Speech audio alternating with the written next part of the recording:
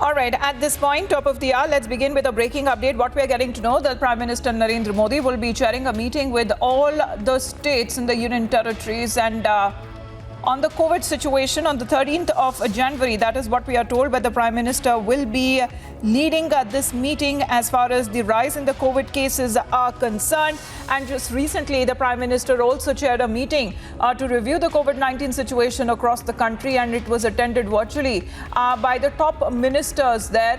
And what is being said in the wake of over 1,60,000 cases being reported in the last 24 hours. The Prime Minister will be taking stock of the COVID-19 situation in the nation and the Omicron variant, as well as already over 4,400 cases that have been reported in the last one day. Even earlier, the Prime Minister had chaired a similar meeting amid the sudden rise in the Omicron cases. And what we are told that he will be meeting all chief ministers on the third wave, that is on the Omicron wave, where in the last 208 days, the active cases have been the highest in the country.